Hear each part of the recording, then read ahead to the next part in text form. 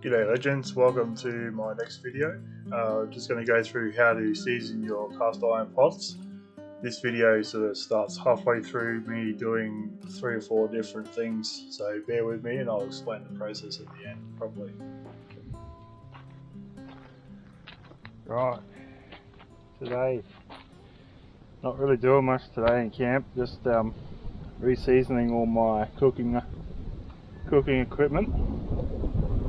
So if you want, I'll take you through how I do it.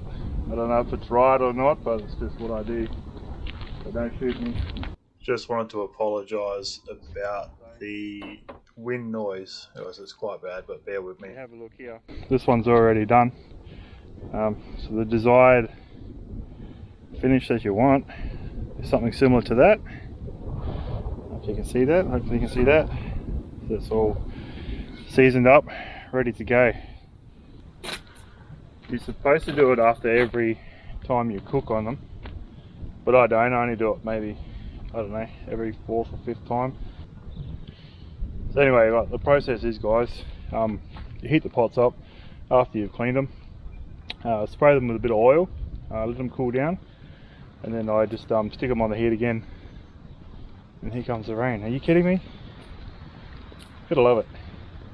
So here I'm already halfway through the process with this pot, so I've already heated it, applied the oil, and now I'm just going to take it off the fire and give it a wipe out and then reheat it again. So we'll just have a quick look in here. Smoking!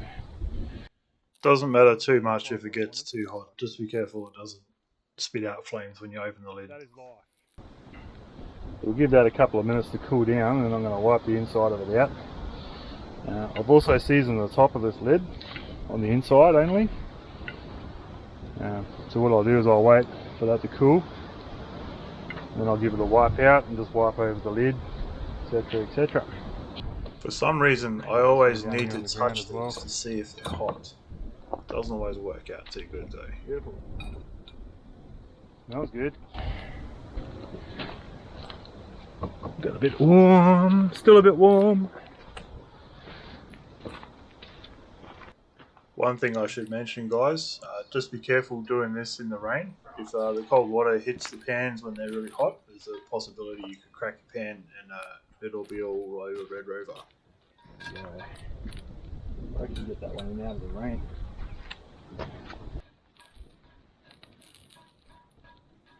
Again, the mistake that I made here was putting cold oil on a hot pan, so that could have the same effect as having cold water on a hot pan, could crack it.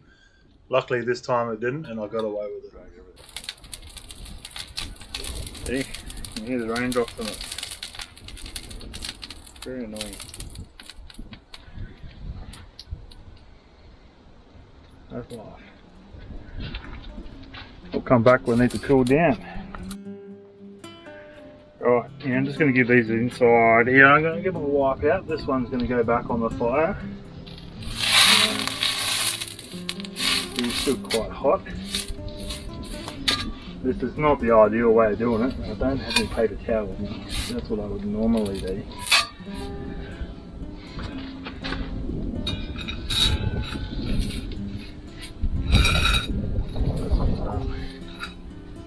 This is all you do. It's quite simple.